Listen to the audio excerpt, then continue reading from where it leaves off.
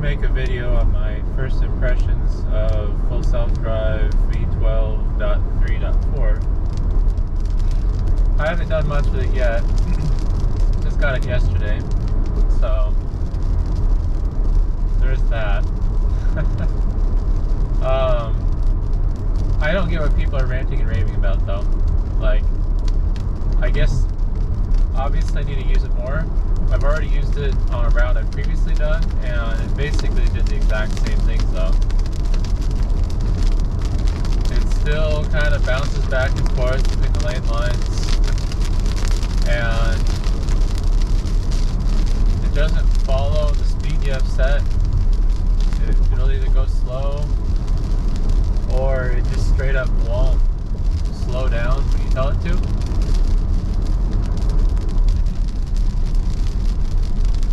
It also seems to like to break traffic laws, making multiple lane changes at a time. It'll signal and then it'll shift, or not shift, switch lanes and a crosswalk, which obviously I don't know the exact legality of that. I should probably look it up.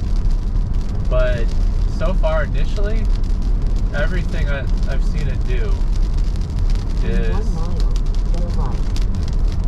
is basically the same stuff the previous version did. And I don't get it. Like, I saw, I think it was Sandy Monroe's wife ranting and raving about how much better it was on Twitter. And it's like, how? How is it better? Like, I don't get it. I just think that Tesla owners aren't objective people for the most part. Because, I mean, as it is, I don't like full self-drive. It's a fun gimmick.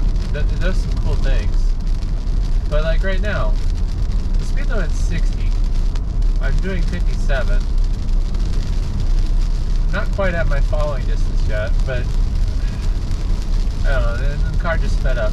It's like, it can't pick a speed, now it's slowing down. Like, it's annoying. And now we're doing 56, we're riding the right line. Why aren't we in the center of the road? Oh, now we're in the center of the road. Of course, it's bitchy. The car's upset about the rain.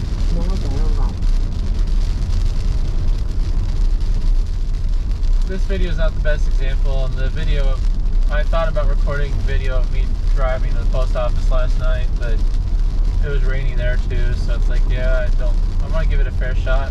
So I'm hoping there's another night where it's not raining out and I drive to the post office and I can record it with full self-drive. But I only have, I think, 13 more days left of this abomination. So, yeah. Driving into a storm is kind of fun.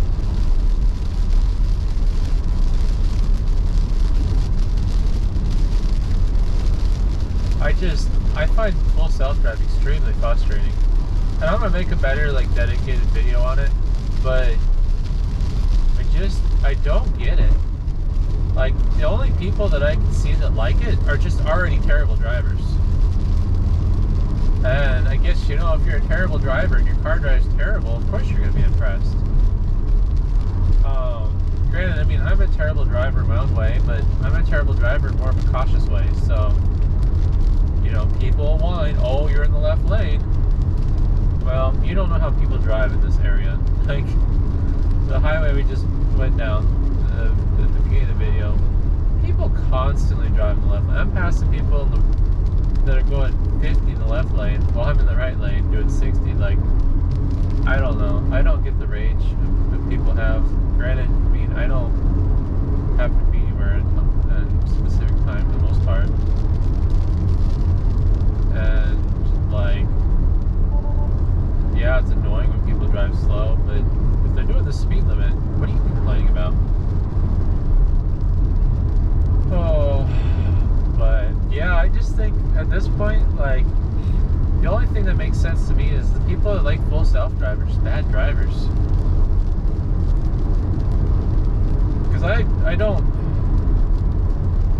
don't make multiple lane changes unless I have to. There's some areas where, like, you have no choice. You're making a right turn onto a main street, and half a block later is the left turn lane you want.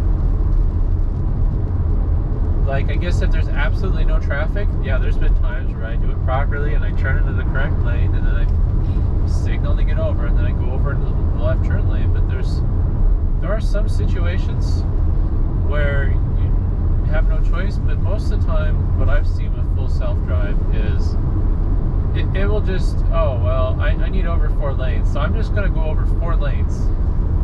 And it's like, no. Even if there's no cars around, that's unacceptable.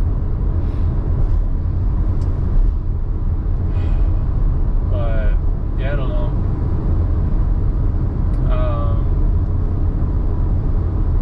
It's just, it is what it is. And I get my friend's argument that's had full self-drive longer than me. This is basically one of the best systems out there. But, like, it's not the best because it's good. It's the best because it's one of the 3 options, maybe 4, that exist. Because you got full self-drive, you got those Waymo cars. My understanding is the Mercedes, their system, as long as you're using it on curated roads, you can basically read a book while driving. And then supposedly Ford Blue Cruise is pretty good, but same thing there. It's on a curated system and it's really sensitive to weather and stuff, is my understanding.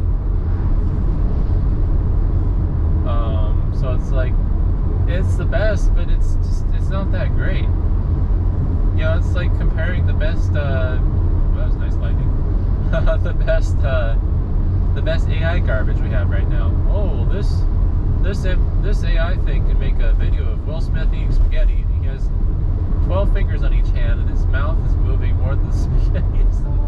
Like, I don't know. Like, I think it's funny that we're impressed by things that are mediocre just because it's the first of its kind. So yeah, I mean, like, if you wanna think about full self-drive in the context of, you know, it's the best out of what's available, yeah, sure, I agree with you. It's probably is. Because even the Waymo cars, wow, that was some nice lighting. Even the Waymo cars, I mean, those require monitoring. People are remote monitoring them to make sure that they aren't going off the rails. But the reality of it is, it's not a safe system. And someone made the argument, oh, well, look at how many accidents the people have been with full self-drive, or how many people have died because of full self-drive. And it's like, oh man, can't believe that didn't scare the car. It's like, that's not a very good benchmark. Wow, look at that lightning go. Like, yeah, sure. I don't think there's been too many, you know, full self-drive accidents in relation to the number of miles driven. But, I mean, if you apply that same standard to other stuff, would you like your doctor, you know, to be like that? Oh, well, the doctor didn't kill anybody, but they may have accidentally removed the wrong organ or did the wrong procedure on you. But, nice lighting there. We can fix it in post. You know, we'll just figure it out later. Like, no. And being that this is a safety system, like, I don't feel like they should be allowed almost to play it fast and loose like this. I don't know. Because there's a few different issues I see with full self-drive. I think if full self-drive isn't going to get the driver in an accident, I think it's going to be prone to causing accidents around the driver.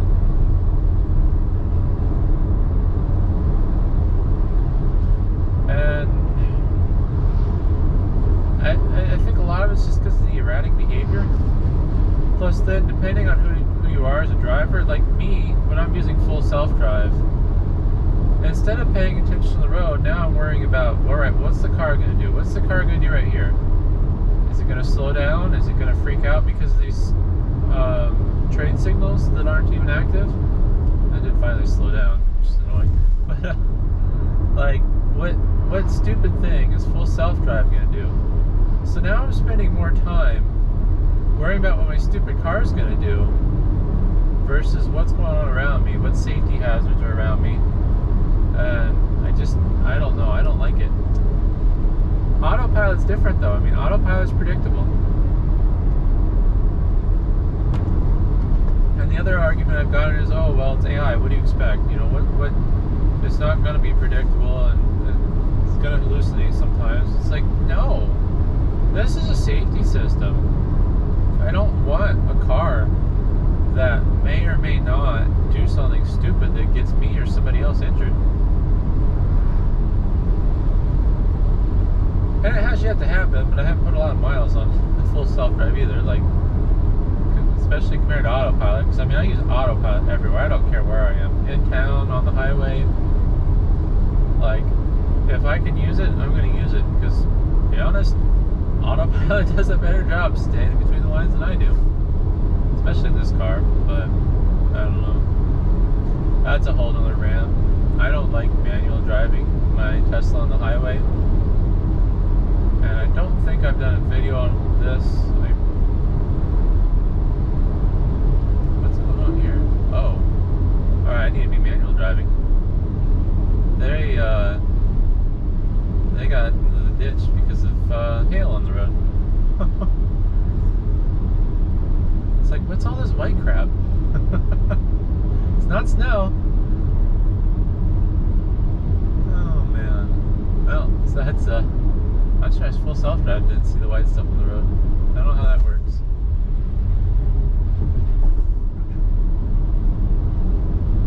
I'm just taking it nice and slow, I guess. I'm glad I got a late start today. It would have been fun driving through this hail. Can't tell how big it is. Big enough to last though, which is not the best sign. But one of the things I don't like about manual driving the Tesla is the steering wheel is really, it's spongy feeling, I think is probably the best way to explain it.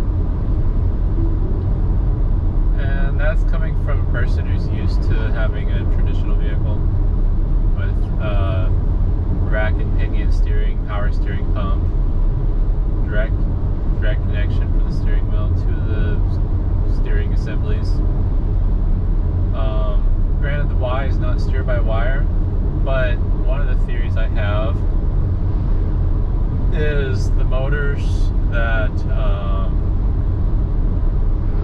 churn the steering wheel and the electric motors that handle the steering just don't have the same feel as something that's like directly mechanically controlled. Because I don't have variable steering on my van or my trucks that I've owned, but I don't know. Kind of a tangent there. But I don't know. I don't see what people are seeing, because like, if you say that, oh well, going from this version to this version is so much better, it's like, how? What is actually better? Because when I drive in the same situations, in the same spots all the time, and I see the same behaviors, it's like, alright, well, what changed here? But I don't know. Full self-drive's doing its thing right now. It re-enabled it. I mean, this trip went fine for the most part. There's not really anything for it to do wrong.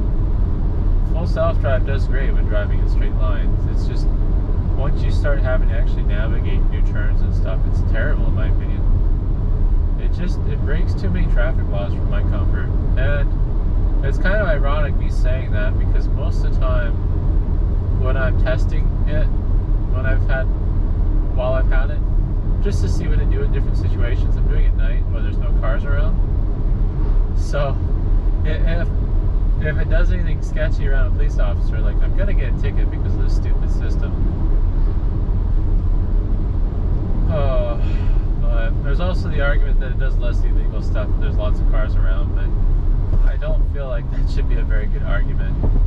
But I have noticed it does does behave differently depending on the amount of traffic. It seems like the more traffic you have, the better it does almost, but it's still prone to failure.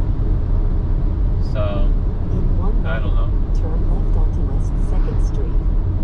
But that's, I guess, my ramble and rant. I need to do something more concise and to the point, but I was going to record the trip anyways, and I wanted to get the storms, so, yeah. So, hopefully that was interesting, and thanks for watching.